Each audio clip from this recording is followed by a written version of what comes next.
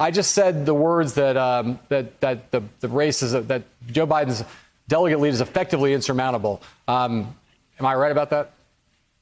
Yeah, I mean, that 300 lead might as well be 3,000 in the proportional delegate system. There's no way for Bernie Sanders to catch up. They know that.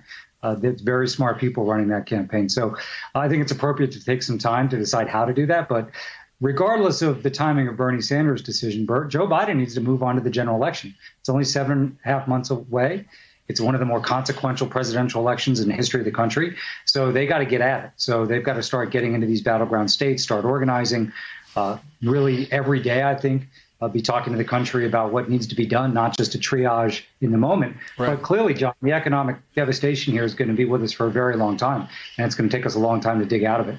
So, David, one of the things that you experienced in 2008, you knew that you needed, at least you thought you knew you needed, Hillary Clinton supporters to be able to beat John McCain. And the orchestration of her exit from the race and her endorsement of Barack Obama, these were complicated things. There's no doubt that Joe Biden needs Bernie Sanders' supporters if he's going to be able to beat Donald Trump. I know you think it's going to be a close general election. So talk about what is required to get there. I know you want Joe Biden to move on and start focusing on the general election, but I also know you think that he's got to make this work. So talk about that dance and how Biden should approach it and how Sanders should approach it.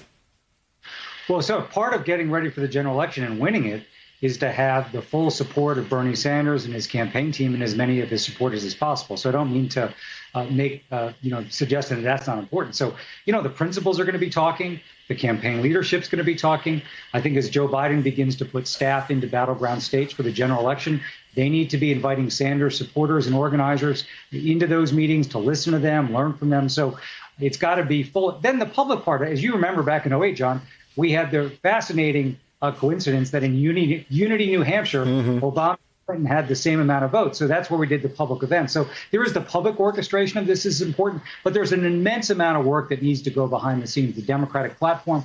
If I was the Biden campaign, I'd think about in the Sanders team, who would be a good fit culture-wise and experience-wise in our campaign. And the signal has to go out. When Sanders supporters and organizers are ready, we need you.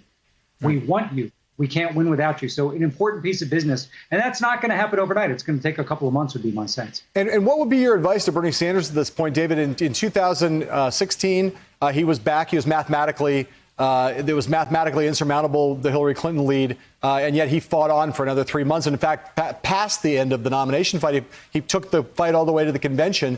Why should we expect it's going to be any different in 2020 than it was in 2016 for Senator Sanders? 2 words, Donald Trump. He's looming.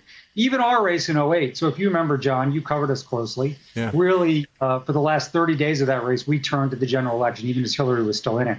That was an open seat race. 2016 was an open seat race where I think pretty much everybody thought Trump was going to lose. This is not. We have a general election that's already started for months and months and months. Trump is running a general election campaign in the battleground states. We don't have a moment to lose, not a day to lose. So that's what I think is different. And I think Bernie Sanders has spoken powerfully to that, when he's been asked about this. The other thing what's clear is we need Bernie Sanders in Washington. I think what he's talked about in terms of what we need to do to handle the economic devastation here has been really persuasive and smart.